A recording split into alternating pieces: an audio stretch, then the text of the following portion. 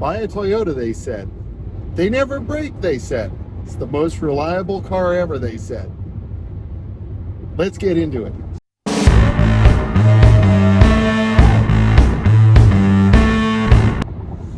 Hello, good morning. You've joined me on a very sunny, brisk morning. I think you'll have no problem seeing me through all the flare. Oh my gosh. It's going to be rough, man.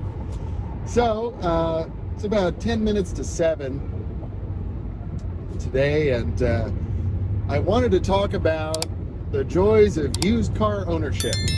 And in this case, our 2008 Toyota Sienna XLE Limited, which has been a really, really, really good car, or van, whatever you want to call it, for the past, I guess, 4.5, 5 years, 6 years? I don't know. We bought it and it's like we've always had it. It's just one of those, it's like an old dog. It's just always there. And, my wife loves driving it. I find driving it to be fine. It's a van. But, it has good power. It's fairly comfortable. It has a lot of room. And, it's super easy with the kids. So all of those things just make it wonderful.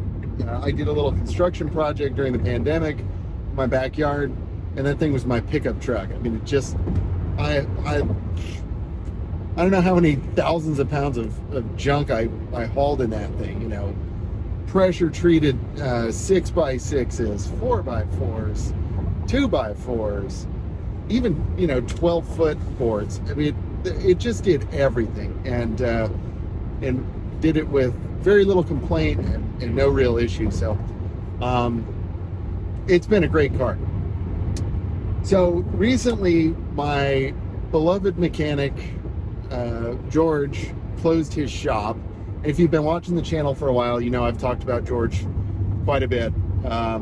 It's just really nice to have such a good Toyota specialist close to my house, and somebody that I could really trust. It's like if George said, yeah, it's fine, don't worry about it, hey, you were cool.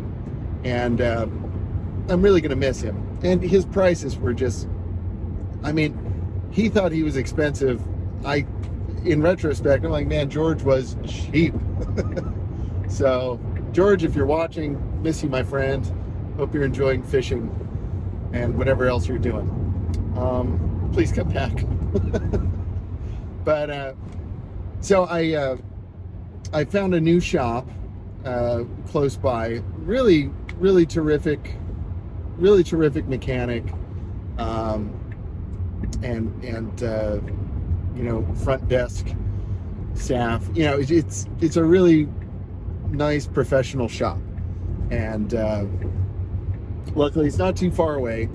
So I decided to take our van in to just kind of see, since George isn't with us, then I thought it was important to kind of establish a new relationship with a new shop and kind of find out everything that's wrong. So here is everything that's wrong with our 2008 Toyota Sienna with approximately 150,000 miles. I think the invoice even says the mileage. Oh yeah, 147. So can we round up? Let's just call it 150. And you may be saying, like, well, it's a Toyota, and 150,000 miles is, that's just getting broken in. That's not even an old car yet, even though it's like 15 years old. And that may be true. However, even Toyotas are used cars, and all used cars break. All new cars break, So we're going to go over everything that's wrong. Now, the main reason that I brought the car in, there were kind of two concerns that I had. I love how all shops are, customer states. Like, it might be true. And I understand. I don't even know if they wrote that. but probably. Oh yeah, guest states. So I don't know, probably back in July. It was July, as a matter of fact. My wife sent me a text, and I probably can't find this video, but she sent me a text. She said, "Oh my gosh, I started the van, and it's making a horrible sound, and I'm afraid to drive it," and etc. So she starts the car up, and you can hear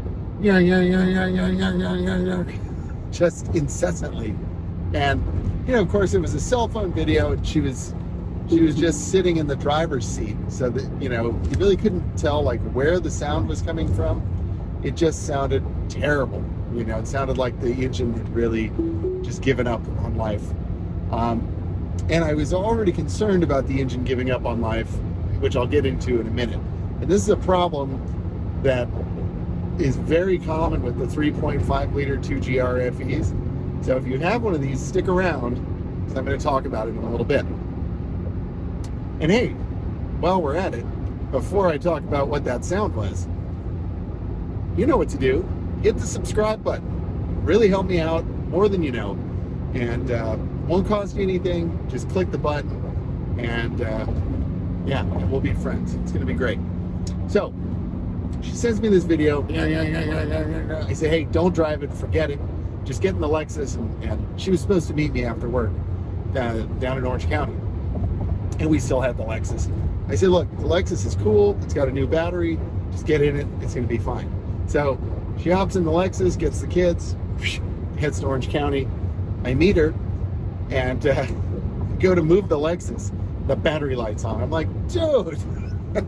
So both my cars broke in the same day, which, again, buy a Toyota. They never break. Well, both my Toyotas broke same day. True story. And that ended up costing a good amount of money. But in any case, the van. So I get home, I turn the key to the on position, and before even starting the car, I hear, and it's coming from the driver's side mirror. And what had happened is, I think it's I don't know if it's the XLE and above, or if it's only the Limited, but ours has power folding side mirrors, which is like practically standard on all cars today. Not all, but most. But back then, that was like ultra luxury feature, So there's a little button you can press, and the mirrors, they've tucked themselves in, which is great if you're in like a busy parking lot. But we hardly use the thing. I mean, honestly, we just park it and we leave. We always forget about that feature. In any case, apparently what's pretty common in these cars is that there's a plastic gear inside the mirror assembly, and over time it cracks and just goes and then the motor just it just there's nothing to stop it, so it just keeps going. And so we were kind of unable to use the van because I didn't want to burn the motor out, and then we took it on a couple drives where dang thing was on for 2, 3, 4 hours, and it didn't burn up, which is testament to Toyota,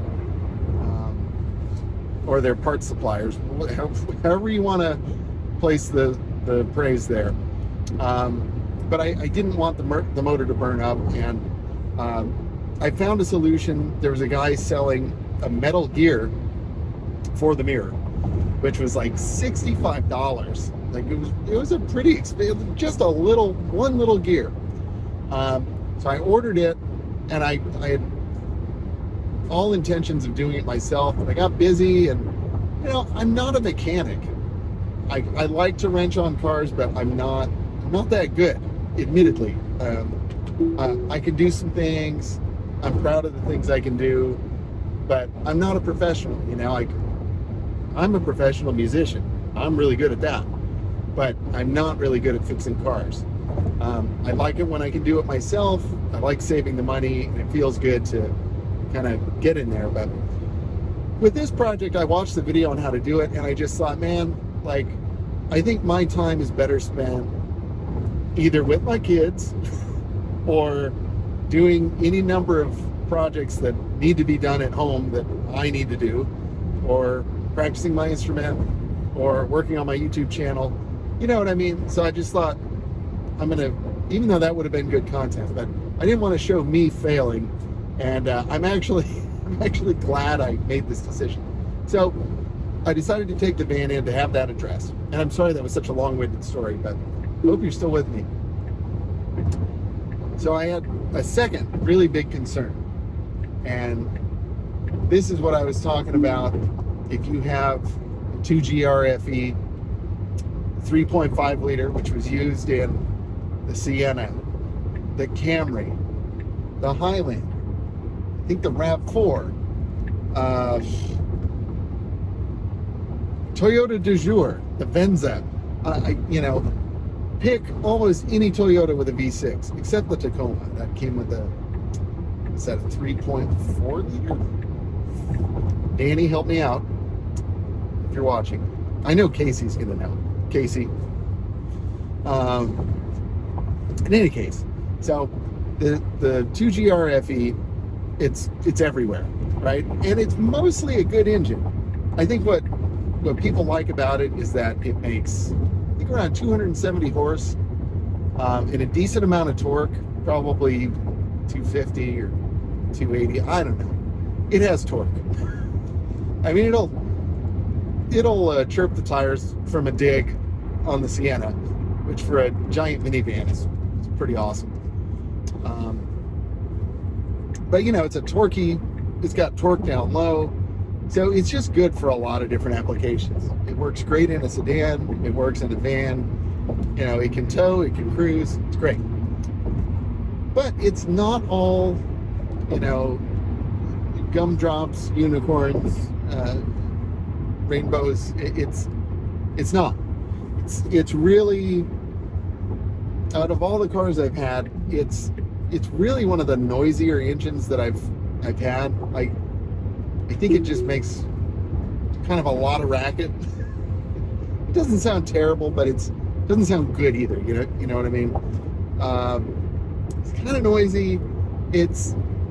I wouldn't call it a lazy engine, but I feel like it could use like this much more power, at least in the van. It's probably a rocket in like a Camry, but in the van it could definitely use a little bit more. I also don't like how it's placed in the engine bay. It's sideways mounted. It's easy to get to the front 3 spark plugs, but the back 3, those are going to be there forever. I'm not changing those, and I don't really want to pay to have them changed. I might someday if I need this repair. So, common problem with these engines. You go to start it in the morning, and for the first few seconds it'll go and then it smooths out. I'm not going to do that again. It makes a really terrible rattling sound. And I guess what is very common is that there's a problem with the VVT-i cam gears. And I did a little bit of YouTube Columboing, and that's what I found. And I found numerous cases of cold starts, and this was in like the Lexus ES 330 or 350, the RX 350. I forgot about those.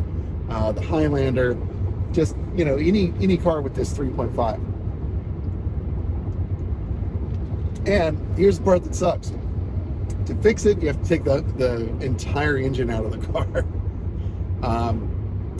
Now, it can be one of those things that you go like, well, I'm just going to ignore it and see how long it lasts. And it may go another 100,000 miles like that.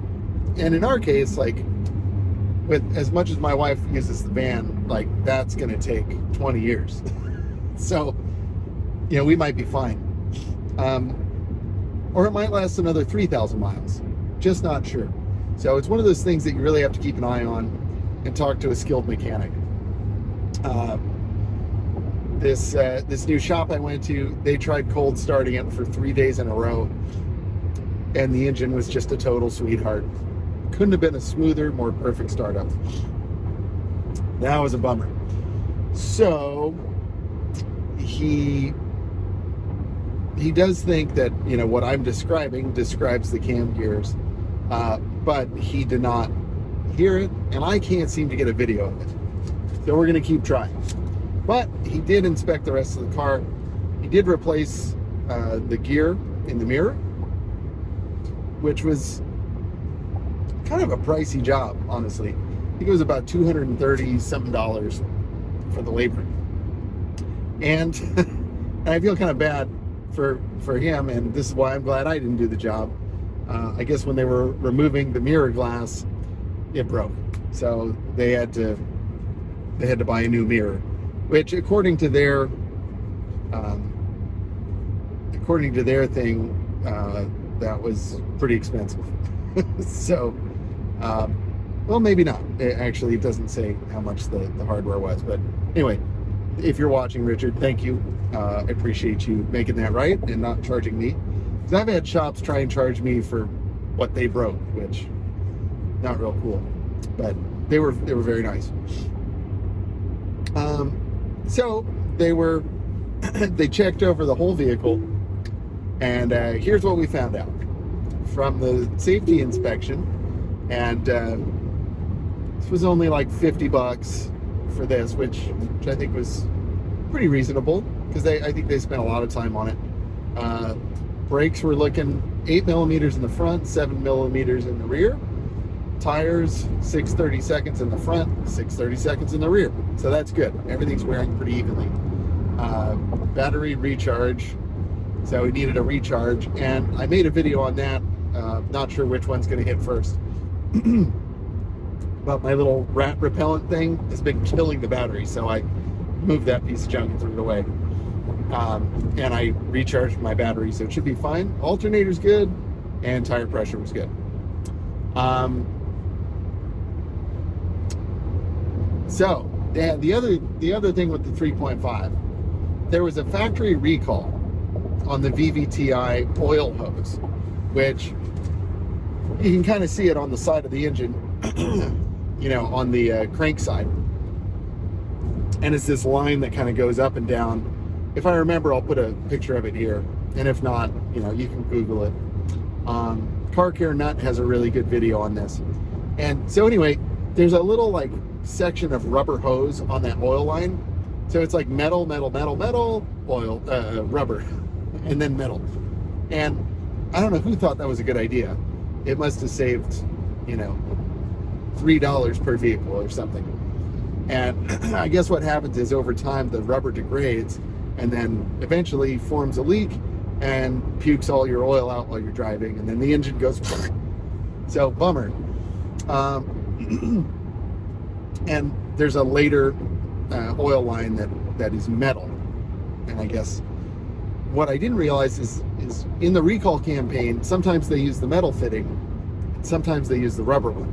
So as it turned out, he was able to do a little search, and they have this, it's great. He has access to all the TSBs, and he has access to just tons of stuff. And so apparently our van was serviced pretty much Toyota Riverside, which is funny because it had like 5 owners, but I guess it was always at that dealership, and that's where we bought it, which was kind of cool. Now I can't find it, but anyway, so they actually did do the recall on that oil line back in 2012, but it was done with the rubber hose. So I've got a new 11-year-old rubber hose that I need to keep an eye on. Kind of a bummer. So that's going to need to be replaced with the metal one at some point, but luckily it's not leaking now. And Richard tells me that I guess on the particular hose that our car has, it will show, it'll start to kind of weep and get a little oily if it's failing. So I just need to keep an eye on that whenever I drive the van, which is not often. So anyway, there's that. And then the other little thing that I took it in for was the power port in the front. One of the 12-volt outlets just is hanging out, and he quoted me to fix that. I was actually able to locate the part on eBay, so I'm going to pop that in myself for 25 bucks, and excited about that. So, okay, brace yourself. Here's what is listed.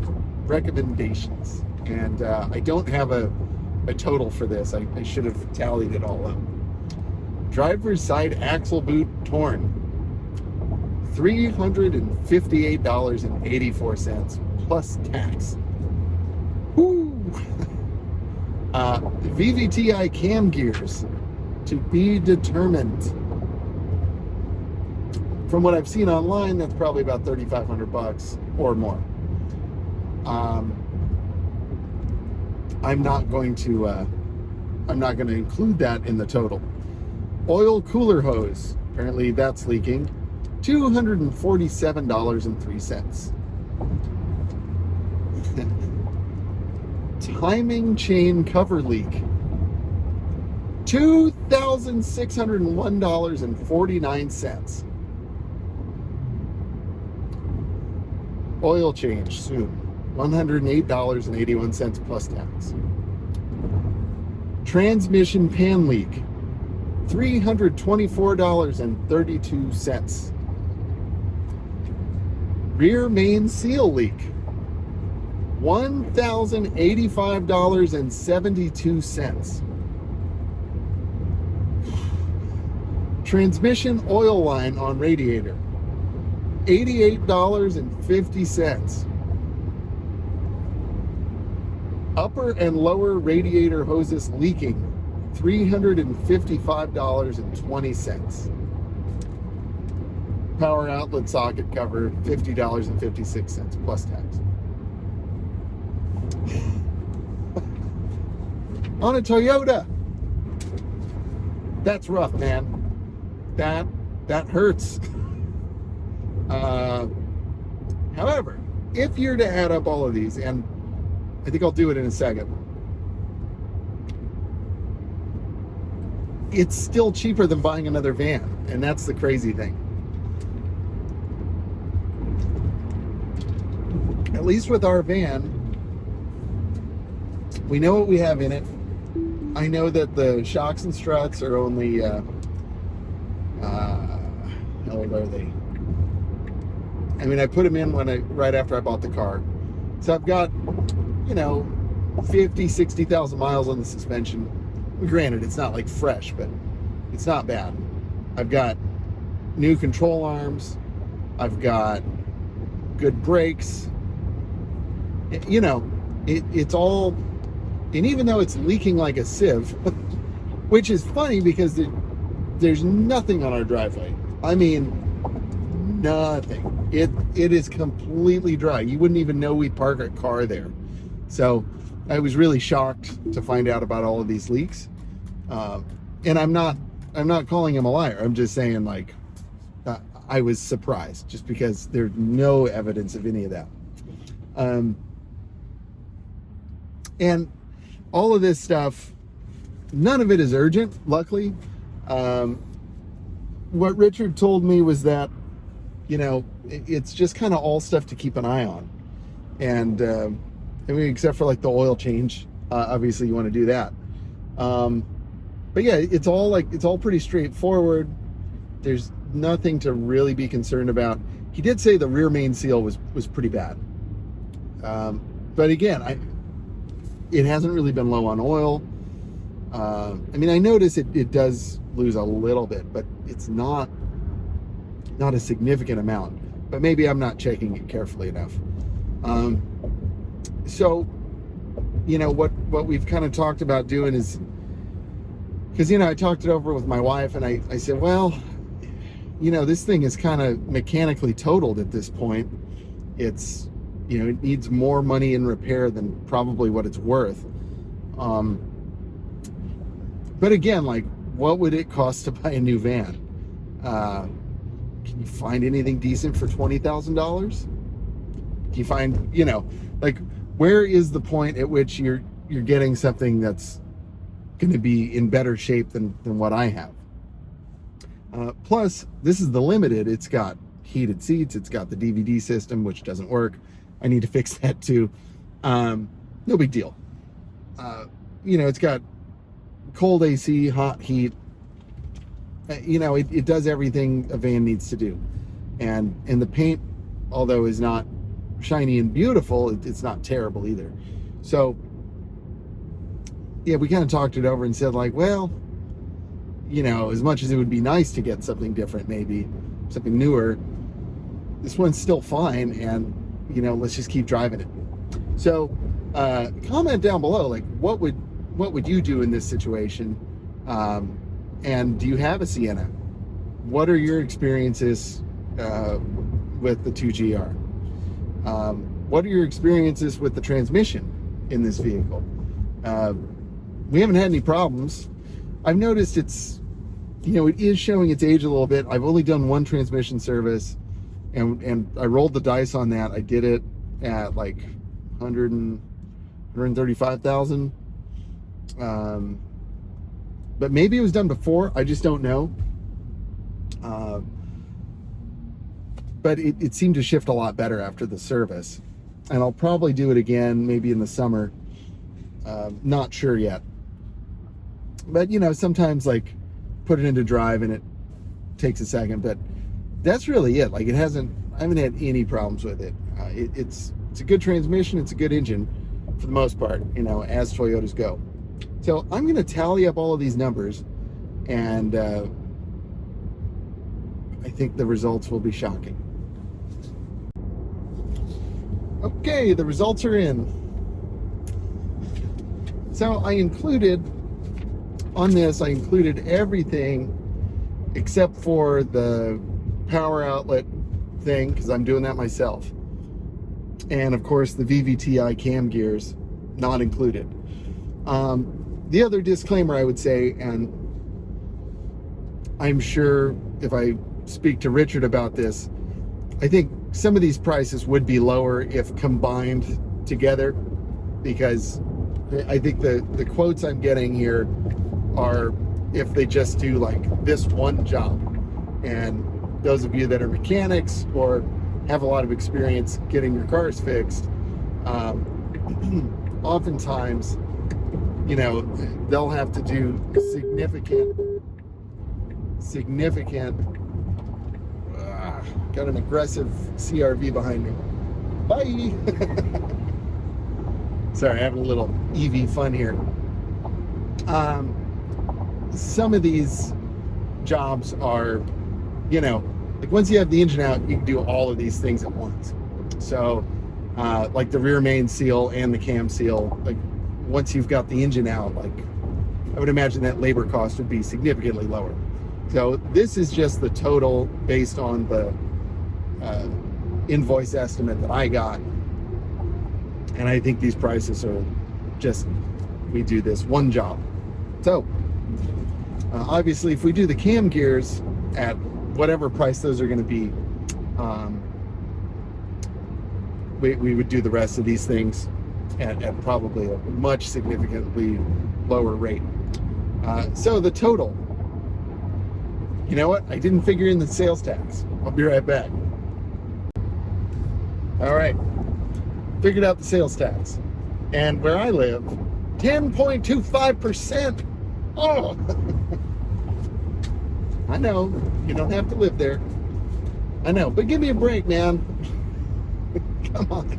So, at 10.25% sales tax, the total comes to $5,699.83. That's impossible! No! Total. As far as I'm concerned. But again, we're not going to do all of that, and we're not going to do it all at once.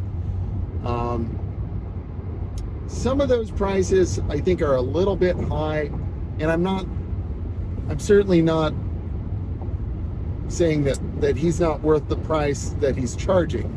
I mean, I'm a firm believer in, if you're good at what you do and people know it, like, you're worth what you charge, and as a small business, he deserves to make a living and cover his costs and hopefully turn a profit. So I'm not criticizing that. However, I may not be going there for all of those things. I might try and find a shop that can do these things for a little less money and hopefully still get some good value. I think the concerning thing with any repair is going to be parts. Like, where are the parts coming from? With these Toyotas, there are tons and tons and tons and tons of aftermarket parts. So if you like go on eBay, type in 2008 Sienna CV axle, and you can find it for 60 bucks, 70 bucks. But I guarantee you that part is made in China, and who knows how long that thing's going to last. It's probably not going to last very long, and the labor to put it in is the same either way. So, you know, it's always better to put in a quality part and do it once. So I do believe that if I have Richard do the CV axle, like, I'm not going to have to do that again, at least not for a long, long time. But I don't know. Like, I had George do a CV axle, and I think it was like 180 bucks. So, you know, I'm kind of hoping to pay more around there. But again, it's just really hard to know. Like, where is your mechanic getting the parts? You know, is he using OEM stuff, or is it going to be, you know, always be wary of a repair shop near an AutoZone. and my old mechanic back in Mid-City, he was right across the street from an AutoZone, and most of the repairs were done with AutoZone parts. That being said, he did do good work, so, you know, I didn't have a whole lot of failures. But still, you know, I prefer Toyota parts if we can afford them. So I'll probably call the dealership and see what they want for a CV axle. And then I'll also go to there are a couple of sellers on eBay that specialize in Toyota and Lexus parts, factory parts. So I'm hoping I can get a good deal on that CV axle. And I've got another shop close to my house that I may hit up for that. Not sure. Post your comments down below. Is $358 plus tax reasonable for that repair? I think it is reasonable, but I think it's on the high end of reasonable. The radiator hoses, that's another one. You know, $355 seems a little high to me. I would like to do that one. I may try and do that myself. I'm not sure what's involved with that, but I think that would be another one where I call the dealership and get a price on the hoses. And I do think radiator hoses are important that you get OEM whenever possible, because they're going to fit correctly. If you have aftermarket stuff or something that you have to kind of make yourself, sometimes you'll end up with friction and weird bends, and it's just not worth it. You use the factory clamps, use the factory hoses. At least that's what I'm told. What do you think about that? You know, it was different back in the day when we, you know, small block Chevy, you know, radiators right there, anything will do. But, you know, in these Toyotas, I think Toyota hoses, definitely the play. But yeah, as far as like all the seals and stuff, you know, that would be, I trust that whatever he says, that's what it is. You know, you may be able to get somebody to do it cheaper, but I don't know if they're going to do it better, or as well, for that matter. What else? Transmission pan leak. I'm not a specialist on that. It's not rocket science, but I would trust that he would use the correct gasket and know the correct torque specs, because he's a specialist in this area. And this is where going to a Toyota mechanic or the specialist of your brand, I think, is really important over just taking it to a general repair shop where they just, you know, because each car kind of has its own thing, and you just want to make sure they're using the right parts. But yeah, so that's about it for that. I was certainly kind of shocked. I was bummed out, to say the least. A little bit crestfallen that my beloved Toyota has failed me, at least a little bit. It's still totally drivable. but I'm not sure I would trust it cross country in its current state. So I do want to slowly kind of get those things up to par. Maybe one thing a month. But at $5,600, like if I did all of it, and you spread that out over a year, you know, it's still cheaper than a lot of car payments. And you know, and I do believe the van's going to run another 15 years pretty easily. So, you know, I think she's worth saving. I would say the complaints that I have about it, you can see the lovely traffic I'm in. I hate this drive, man. The complaints I have about it are that it's noisy, it rattles, the things don't fit. Oh, and you know what? Thanks for sticking around. There's another packet. So I'm having intermittent problems with the sliding doors. The driver's side sliding door, the outside handle, just sometimes you just yank on it, nothing happens. Nothing. And then after like 15, 20 times, it'll catch. I don't know what that's all about. It doesn't do it every time, but the door will always open. So if I hit the remote, it'll open. If I press the button from the inside, it'll open. But the outside handle, weird, right? So they weren't exactly sure what that was going to be. So they quoted me for, I think it's the lock assembly for the power sliding door, $803.38. And then I had or maybe that was for the passenger side. I think so. Because the passenger side sometimes doesn't want to open, or it kind of feels like it's kind of misaligned. So I have to grab it from the back and kind of, then it'll open. So yeah, $803.38. And then the lock assembly, one of them's $123.20, and the other one's $30.81. Apparently there was a warranty thing on this, but that was only for the first 3 years or 36,000 miles, and we're way past that, obviously. Yeah, so really kind of a bummer. Oh yeah, there it is. And the cost to replace the pulley cable assembly on the left side is $457. So I don't know, add another 15, 16, 1700 bucks to the total there. That easily gets us to, you know, 7,000 bucks, which, you know, probably what the van is worth at this point. So yeah, it's totaled. That's a wrap. But again, it's not totaled. We're going to keep it and we're going to fix it, you know, one thing at a time. I will say that very few cars will drive broken for as long or as well as a Toyota. You know, I've been in some Camrys and some Corollas that, you know, they shake, everything sucks, but fires up every time, goes into gear, and gets you where you need to be. So they are good cars. It's just, you know, everything does break, and if you neglect it, you know, you're looking at more and more and more. And so just one thing at a time. I think the first thing I'll probably tackle on this one, you know, besides the power outlet, I think I'm probably going to just go for that radiator hose job.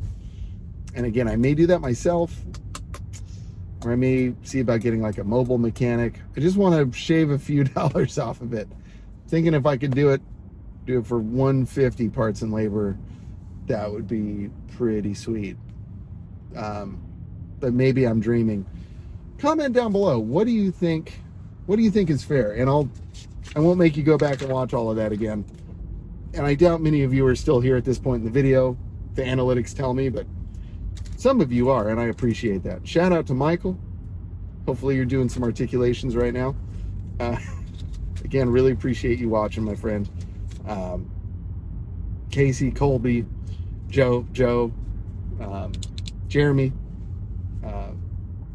all my homies out there. And I know I'm forgetting some. Mom. Daniel.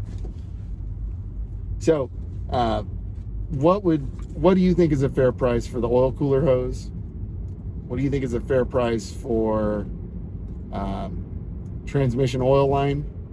He's asking $88.50 plus tax. That's pretty reasonable, I think. Upper and lower radiator hoses, $355.20. Yeah, so let me know. And what would you do about the cam seal? What would you do about the rear main seal? What would you do about the VVT-i occasional noise? It's just, I don't know what to do. It's intermittent. I will try and get a video of it. I'll probably do a YouTube short if I can capture it. That'd be great. Man, this has been a long video. My apologies. I thought I was going to do like 20 minutes in and out, but this is a longer one. Hopefully this video was good for, maybe you're making breakfast. Maybe you're, doing a project. You just need some good background noise. Whatever the case may be, I really sincerely appreciate you spending some time with me today, whenever that is. And it's 2023 when I'm recording this.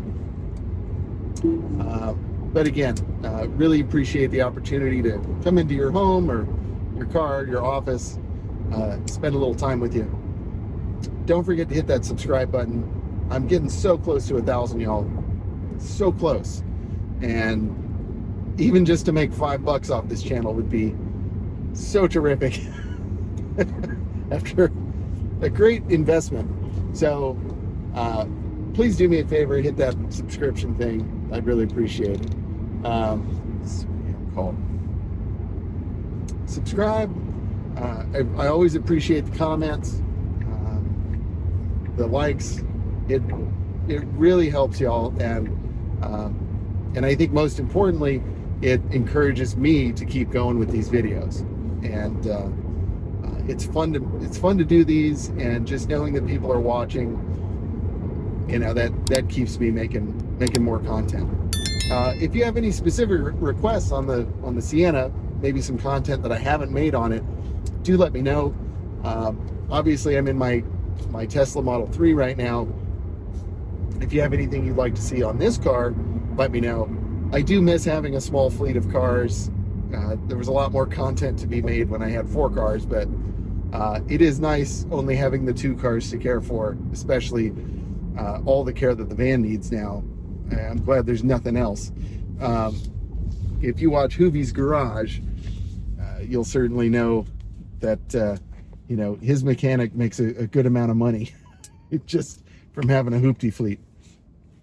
And although I miss my fleet, I'm glad not to have to maintain the fleet. All right, my friends, I think that's a great ending spot. I'm almost at work. And again, thank you very much. I will do an update once I've addressed some of these concerns, and take you along for the process. Until next time, my friends, stay driven.